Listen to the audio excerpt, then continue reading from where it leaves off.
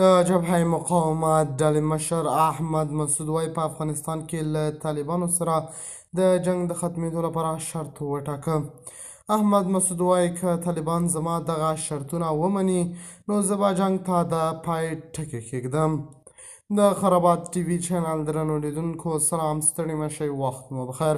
هیله لرم چې جوړ او روغ به یې. په سر کې یادونه کوم که خرابات ټي وي چینل مو نه وي سبسکرایب کړی، په درنښت سره خرابات ټي وي چینل سبسکرایب کړئ.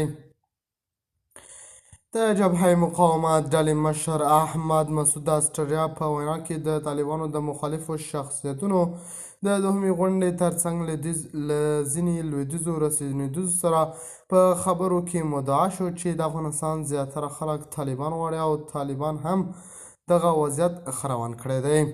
د افغانستان شمالي جبهې مشر احمد مسعود په اسټرالیا کې د وینا د غونډې ترڅنګ په یو لړ څرګندونو کې وویل د ځینو شرایطو په اساس حاضر دی د طالبانو په ضد مقاومت پرېږدي. فارس خبري سایټ راپور ورکړ. د افغانستان د ملي مقاومت جبهې مشر احمد مسعود په وینا کې په یو لړ څرګندونو کې وویل که طالبان د ملګرو ملتونو او د دوبۍ پلوه هیوادونو په څارنې سره د انتخاباتو له ترسره کېدو سره پخلا شي نو دی حاضر دی له مقاومت لاس واخلي.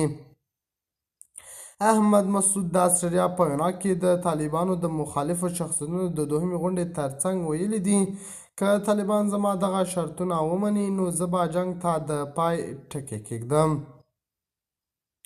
د خرابات ټي وي چینل درنو لیدونکو دا و زموږ ته د مهال چمتو کړی خبر.